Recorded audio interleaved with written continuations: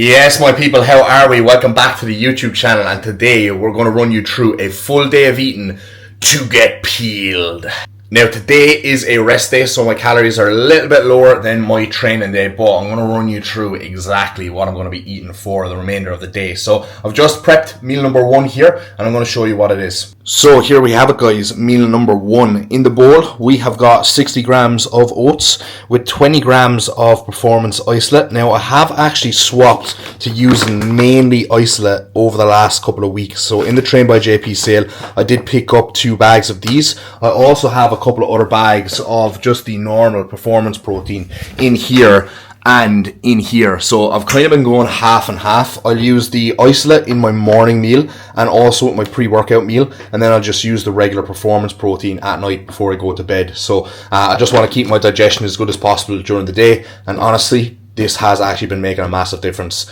I don't know why I didn't use isolate whey all along, but it is more expensive and I spend so much fucking money as it is on gear and supplements that, yeah, I was just trying to cut costs in some places, but after swapping to this, I don't know if I'm ever going to be able to go back. I think it is worth the money, to be honest, especially in the off season. So we've got the 60 oats and the 20 whey in there, and then we've got 150 grams berries, half frozen, half fresh, of course. Frozen ones to just cool the oats down, and the fresh ones because, well, they just taste nicer, don't they? And then in the bowl here, we've got some lovely microwaved scrambled eggs, so lazy man scrambled eggs.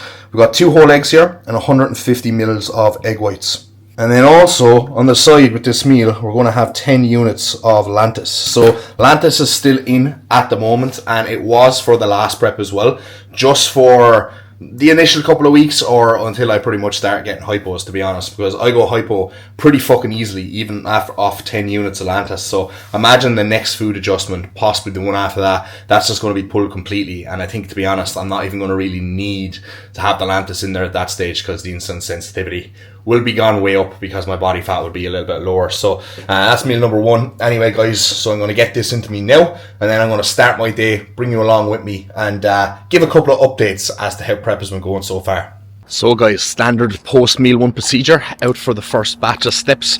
I normally like to break my steps up throughout the day, so I'll go for like 3 20-ish minute walks, and then any other steps I do throughout the day, or any other steps that I do in the gym, normally boxes off my total steps for the day. So 10,000 steps, guys, pretty fucking easy number to hit, to be honest.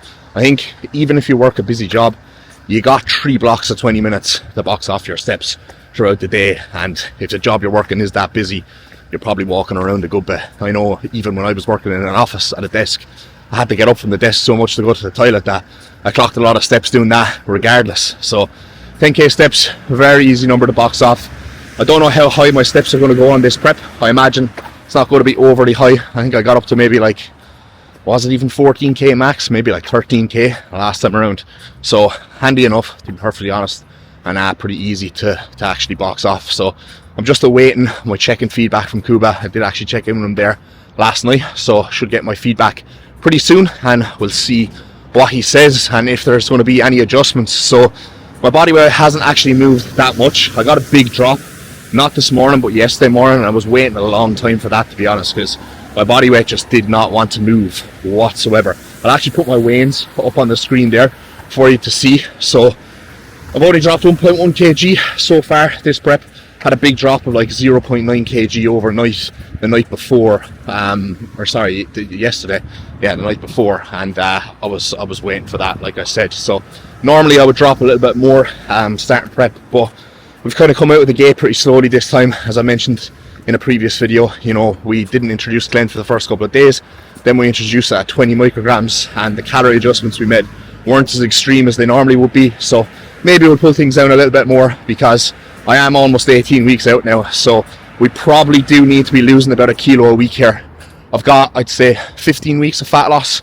That's what Cuba said, about 15 weeks of fat loss, maybe 1 or 2 weeks of a diet break in there, and I imagine we're going to be ready at 2 weeks out, and then we're just going to eat into the show, which is pretty ideal, to be honest, as that is always when I look my best, is 2 weeks post diet.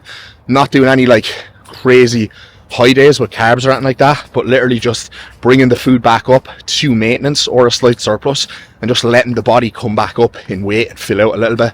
That's always when I have my best look. So that's going to be the game plan. And then once we're actually in shape and full up for that first show, we've got 3 weeks until the Muscle Contest Ireland, and plan of action is really just going to be to hold there. So fat loss will be done at that stage, and I'll just be eating more food, trying to hold the look as best as possible, and it should be smooth sailing, but we'll see what I say in a couple of weeks time. But anyway guys, hopefully it's not too noisy with all the traffic in the background here, but I'm going to wrap this clip up here.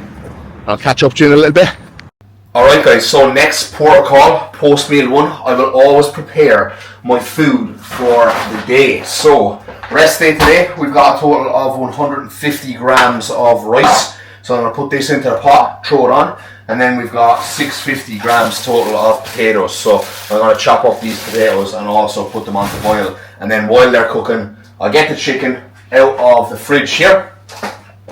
And then I'll chop it all up, all the chicken that I need for the day in this bowl, put in some seasoning, mix it around, and then I've got my chicken for the day, and then I just take that out as I need to cook it. So pretty easy guys, literally takes me like fucking couple of minutes to do this, and then that's just my whole day's food. Kind of like not completely prepared, but like prepared to be prepared, if that makes sense, you know? Like the spuds will be cooked, the chicken will be all cut up and seasoned and stuff like that, and then all I need to do is like throw the spuds in the air fryer when I want to eat them and cook the chicken, and the meal is just ready, rather than doing everything from scratch every single time, if that makes sense. Now, I used to prep my meals for like a couple of days in advance and stuff like that, but the reason I actually stopped doing that was because sometimes with the rice, if it was sitting in the fridge for like 3-4 days or whatever, it would be a little bit slower to digest. So I always cook my rice fresh every single morning. So when I can, I'll cook the rice fresh. If I have to travel or whatever, obviously I'll just batch cook it and just put it in a couple of lunch boxes for a few days in advance. There is actually nothing wrong with that, but I just find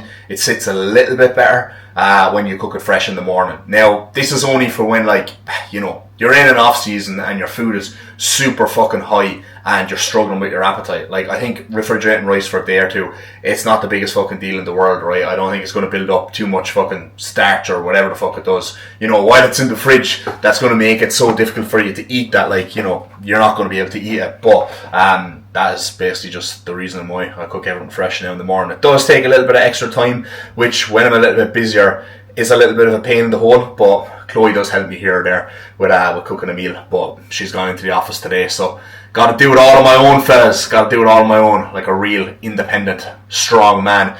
So we'll spend 20-30 minutes just prepping all this stuff, and then I'll probably catch up with you next for meal number 2. Still haven't gotten my check-in back, so hopefully I'll have that back at that stage. I'll be able to run you through what's been said, and if there's any adjustments, and if there is, maybe I'll have to throw some of this food out for the fucking day, but hopefully not.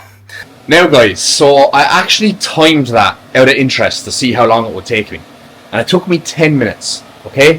10 minutes to chop up the chicken and season it in the bowl, to chop up the potatoes and literally just put them in the pot there, and to wash the rice and put the rice on, okay?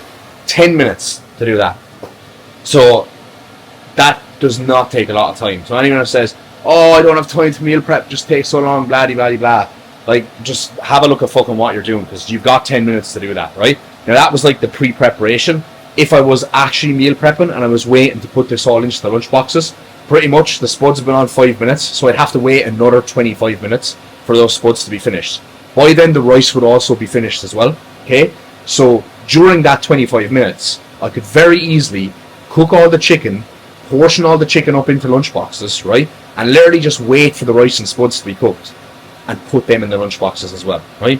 Meal prep should take 45 minutes max. I don't care how fucking long or how many days in advance that you are prepping for, because I did actually have a client tell me it took him 2 hours to meal prep the other day, and I was like, bro, what the fuck are you doing? You know, and I just gave him a couple of tips. But multitasking, guys, multitasking is important, right? Obviously, I've been meal prepping for 11 years at this stage, so I'm kind of well used to it, and I am a little bit quicker, but there's a very sharp learning curve with these things, okay?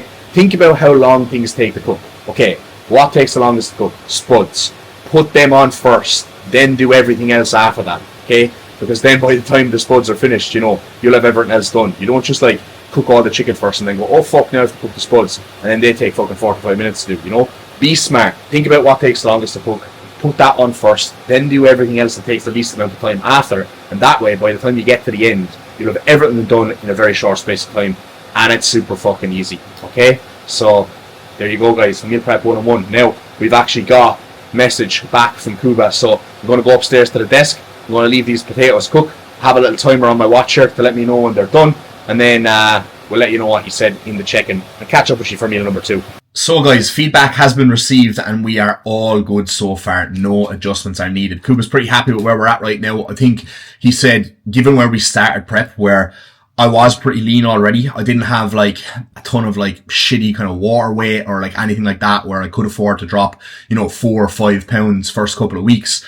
He's pretty happy with the rate of loss so far and he doesn't really see the need to make any changes.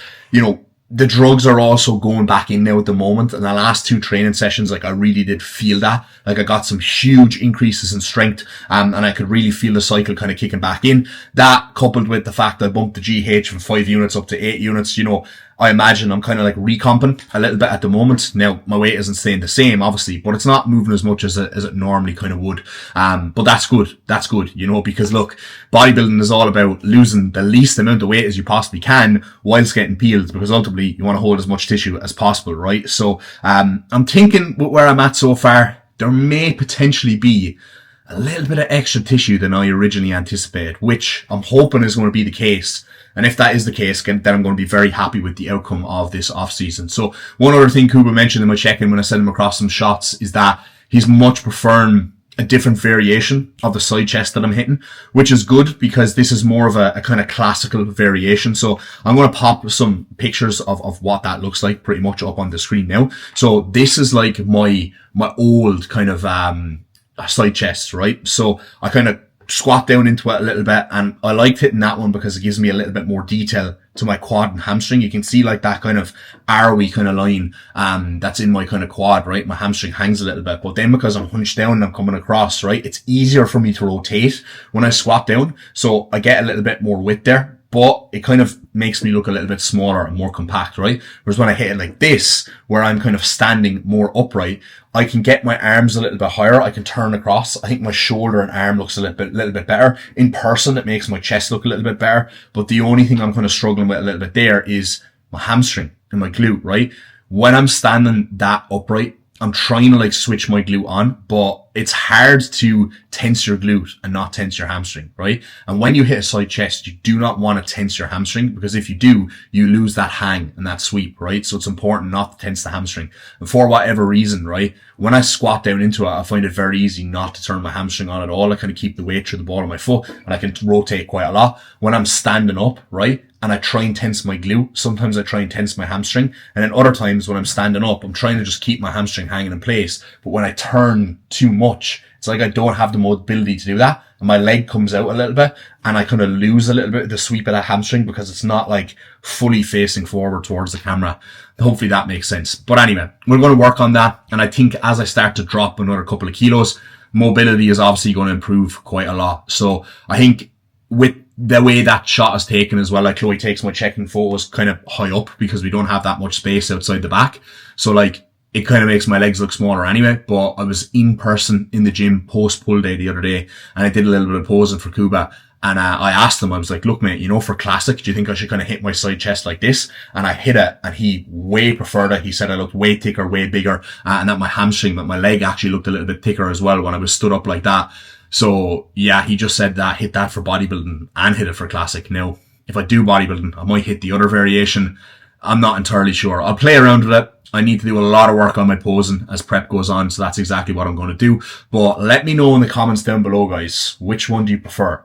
Do you prefer the older side chest, the more bodybuilding style one, or do you prefer the more classical style one? I want to hear your opinions in the comments down below. So drop them in. Help with the algorithm and rate my side chests. Alright guys, so we are back for meal number 2 here. We have got 325 grams of white potato, 225 grams of chicken, 50 grams of avocado, and then we've also got some zero sugar ketchup in there as well. So this meal is absolutely delicious. I was worried when I started prep. The first thing that was going to go was going to be the avocado on the rest day, but Kuba has very kindly left it in there for now. So I'm going to enjoy it while I have it. Avocado, potato, chicken, absolutely tremendous combination. So that is going to be meal number 2, guys. Macros will be up on the screen, of course. I'm going to eat this now. I'm going to chill out and watch a little bit of YouTube, and then I'm going to go back upstairs and do a little bit of work because On January the 6th, guys, I'm going to be launching my next group challenge, Igniting 8. So for anyone who doesn't know, this is an 8-week rapid fat loss challenge where I'm basically going to give you all the tools that you need to get in the shape of your life for 2025 and also show you exactly how you can keep those results as well. Because where a lot of people fuck up is they diet, but they don't know how to reverse diet properly and actually maintain the progress that they have made. So this program, all in, guys, is £125. So you do not want to miss out on this if you're looking for a quick, easy way for an affordable price to get in shape in 2025. So if you don't even have the £25, guys, you can just pay a deposit of £65 now and pay the remainder after to get yourself locked in, pretty much. So I'm going to drop the link for the sign-on form for Ignite Now down below, guys. But if you want to find out some more information, just drop me a DM on Instagram and I'll tell you everything that you need to know about the program. But I cannot wait to get started into that in January because I've done 2 of these group programs so far. I've gotten tremendous results with all my clients who have actually completed the program. So really looking forward to getting it started in January now, because I do feel like a lot more people are going to want to do it, start the new year off strong. So yeah, guys, if you want to get involved, link is down below. Alright, my guys, we are back for meal number 3. So here we have got 225 grams of raw weight chicken. We have got 75 grams of raw weight rice, a little bit of zero sugar ketchup there, and then we've got 100 grams of pineapple on the side for the digestion. You know it. So the macros a little bit up on that screen, and I need to really quickly eat this meal now because Chloe's going to be in at the train station in 19 minutes and I need to drive there and collect her. So yeah, we'll let this meal into us really quickly, guys, and I'll catch you in a bit. There she is, boys. We arrived on time and on point. I had a little bit of a scramble to get here. Well, not really, but I was trying to scoff my meal into me. I didn't even get to finish my meal, to be honest. I left a few bitefuls of it there. I always tell him if he's late, it doesn't really matter. Yeah, I know, but I don't like being late. Late is just not the one for me, so I'm always on time. But anyway, we go home now and we'll finish off that 2 or 3 bites of chicken rice I have. Are we still doing the full day of eating? We're doing a full day of eating, yes. I tried to record this for the last 2 days and I failed miserably on both days because I was so tired. But we got a decent night's sleep last night, so full day of eating is a go today, guys, as you can see. We're back for meal number 4. This is the exact same as meal number 2 minus the pineapple. So we've got 225 grams of chicken and 325 grams of potatoes. A little bit of pink salt, a little bit of ketchup here, and we've got the slags on the television again. Don't we, Chloe? Don't be coming at me like that. But the I'm trying to do a bit of work over here. But the slags are going off and the bros are going back on now in a second. So the second option is... I'll take that. There we go. Order has been restored. Standard evening meal procedure. Chloe getting in my way here, taking over the scales. I was here first. While my meal was nice and presented, ready for the YouTube. I was here first. She's taking over. Even though we have 2 other scales, one of them is meant to be specifically for Chloe, but she likes to use my scales. But anyway, guys, it's meant to be specifically for Chloe because I've never been told this. The one that isn't Dara's one. The one that doesn't have Dara's bowl on it. Well, I did actually move your bowl away. Yes, exactly. Anyway, guys, we've got 75 grams of raw weight rice here. We've got 225 grams of mince. We've got 35 grams of zero sugar ketchup, which is what I've consistently been having across the board. And then we've got 100 grams of berries here. Nice mix of raspberries and strawberries, all the fresh raspberries and strawberries we have left. All the strawberries I could salvage anyway, the rest of them went in the bin because they're gone a little bit rancid. You know the way, after they've been there for a couple of days. And we've also got, with this meal, Chloe's in my way again, a nice can of Fanta Zero. So I like to enjoy one of these in the evening times as a little treat with my evening meal, with my meal 5. So no caffeine in these, so this is a good go-to. I do like a Pepsi Max as well sometimes. They're only 40 milligrams of caffeine, but we're sticking with the zero caffeine today. I did actually have a Monster today, Chloe. I seen that upstairs. First Monster of prep. You left it in the bathroom. Yeah, so because I was thinking when I came back, I was like, I'd love a fizzy drink, right? Opened up the fridge, no cold Fantas in the fridge, and I was like, fuck. So then I was like, will I have a Monster? And I was like, nah, I don't want it, too much caffeine. But then it dawned on me, I never had my morning coffee this morning. And I normally always have my morning coffee, but I actually didn't have it this morning when I was dropping Chloe to the train station.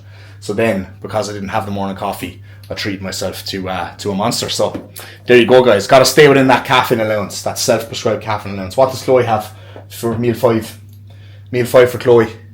She's got oats, berries, that actually looks tremendous, almond butter, and carrot cake whey, JP carrot cake whey, which by the way is very good, guys. DMAC10 for discount. Yeah, I have 30 grams and up butter now with all my meals, so Yeah, Chloe's fantastic. Chloe's on the fat hype, you know. Yeah, I'm having about 90 grams and up butter a day. Fat girl needs to get her fats in, so only joking, babes. You're just thick, I'm just chunky, off season. Anyway, voluptuous. I'm gonna sit down. I'm gonna eat this meal. I'm gonna box off the last couple steps, and then we're gonna chill out and watch a bit of Netflix. We finished. No, I'm gonna go outside and say. Well, I might go on the treadmill. Let's see. But anyway, we finished Black Doves last night. It's a new series with Keira Knightley. Very good. We finished the Jackal before that, and we finished the Penguin before that. So we're flying through the one series only series at the moment. So we've no idea what we're gonna watch tonight. But when we sit down and decide, guys, of course, I'll let you know. But anyway, if you haven't seen the Jackal and the Penguin, two of the best shows I've watched in a very, very long time. Shogun was good as well. But yeah, they're my 3 top shows of 2024. So get on it, guys. We are back for the final meal of the day, which is going to be a bowl of oats. But whilst that is sitting here cooking, I'm going to run you through my sleep stack, which I actually just put together in the little cup while my oats are cooking. And then I also get my morning supplements ready in that cup after I have taken those. So current sleep stack, guys, is 5-HTP, L-theanine, L-tryptophan, ZMA, magnesium, and some curcumin. So these 4 ingredients here, the magnesium, L-tryptophan, L-theanine, 5-HTP, they are all in Train by JP Dream Sleep, but I just get these on Amazon, as you can get a stronger dose, and obviously you can get them for like I suppose 2 or 3 months in advance. So it's just better and easier for me to just get those off Amazon and just kind of piece them together myself. So that is all the evening subs that I take, on top of then the Train by JP Omegas and the Vital Support. So they're the 2 that I take morning and evening. So alongside those, I'm also going to have 1 ml of this Turbo Thion by Engineered Muscle. So this is 200 milligrams of glutathione and 200 milligrams of vitamin C in injectable format. So I've been having 1 ml of this pre-bed for the last, I would say, 2.5 weeks. And the reason I got it is it's just a powerful antioxidant, right? But it's good for your liver, and obviously it's good for everyone else in the body because it's a powerful antioxidant. I used to take the Strom Sports Glutathione Max, which is in powder form. So you get 30 servings of that, I believe 30 or 40 servings for like 40 or 50 pounds. This is 75 pounds a bottle. However, I'm just going to take it 3 times a week, so it should last me like 10 weeks or something like that. But since I have had it in, which has only been a very short period of time, I've actually got a massive drop in my ALT levels. So your ALT is going to be one of your liver enzymes. Now, this is going to be elevated when you have a lot of muscle and you train hard and you eat a high protein diet anyway. But my last 3 ALT scores in my blood tests, right, they were pretty high, like so high that I was kind of like, should I be concerned about this? Like, it's kind of unconcerning to a certain degree for a bodybuilder. All my other liver markers were in range. I haven't been taking any orals, yada yada, but I was like, this is a little bit higher than I'd like to see it. So I wanted to give my liver a little bit of assistance, so I added that in. And in the bloods I got back yesterday morning, my ALT was sat at 61. So that is the lowest I've seen it in ages. That's still slightly out of range. I think the top end of the range is like 54 or something like that. So 61 is just above the top end of the range, but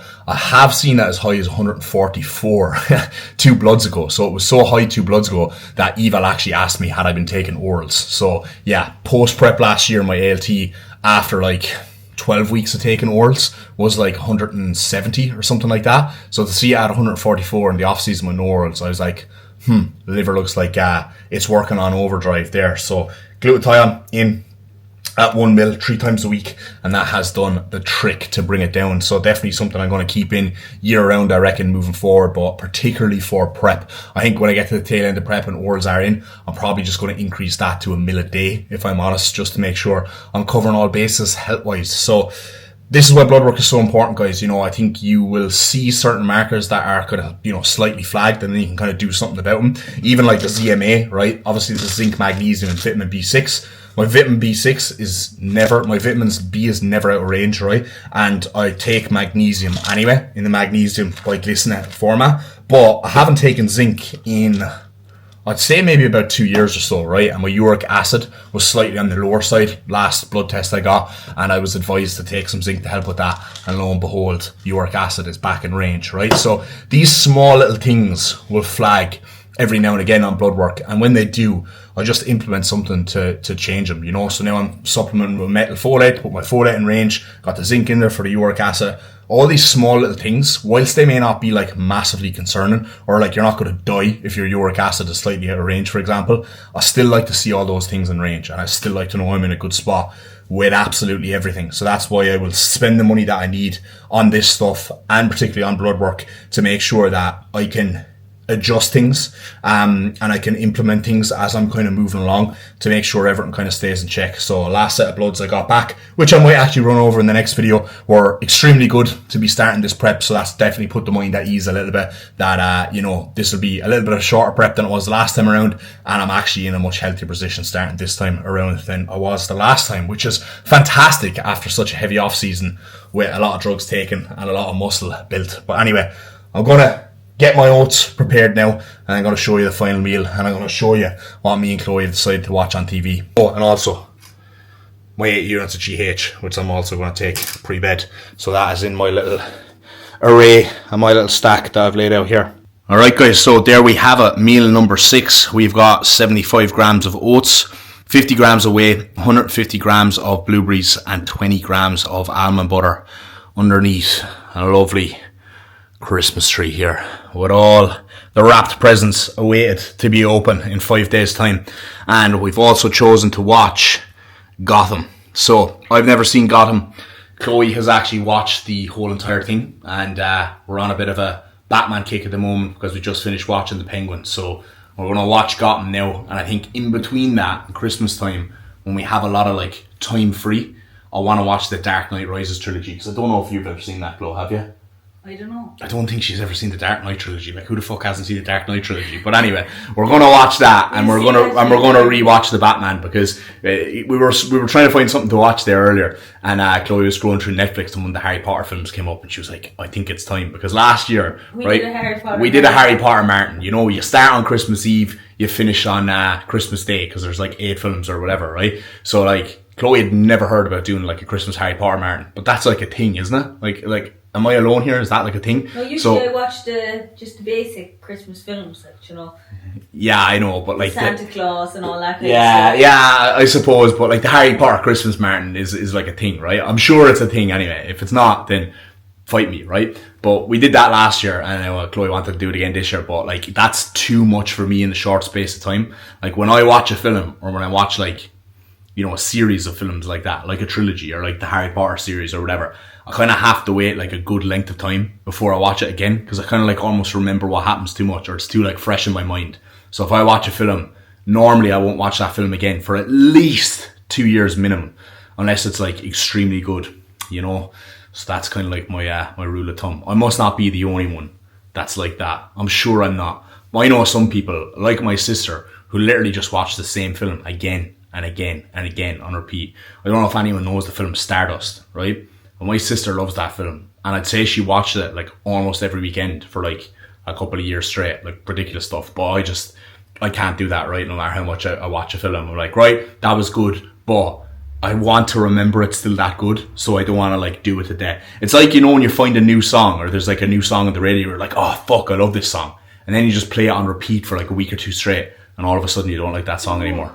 It's the same thing with watching films too much. So anyway, there's a rant and a ramble. The total macros for the day will be up the screen here, guys, just above Chloe's head there. So we're on about 2, 3. I pointed my finger up. I really can't see. Did ya? Do it again. Boom, there we go, right? So macros is going to be up the screen, guys. We're in around 3,419 calories, something along that, I'm going to guess, but they'll be up on the screen anyway. So today is a nice handy day, even though because it's a rest day, I almost feel like I'm eating the same, if not more, food than I do on my training day, because my appetite is so much lower. But yeah, we're not struggling at all in the slightest yet, guys, which is kind of nice, because, you know, I'm hoping it stays like this for like a good couple of weeks. So I think I'm going to breeze through this prep up, if I'm honest. Oh, there's some other updates as well. Last update to wrap up the video. So Two Bros have actually released their show day location calendar or whatever. So the show that I have picked, which I am 18 weeks out from, is in Glasgow. So the fucking Scottish job is on, boys. So Glasgow for the regional, and then Muscle Contest Ireland for the pro qualifier. So we won't even be in England this year, so that'll be good. 4.5 hour drive to Glasgow. What we saying, Chloe? Looking forward to that one? Yeah, because he was going to change, but I told him, stick with Glasgow. I was thinking about changing to the show the week before. That was on the Maidenhead.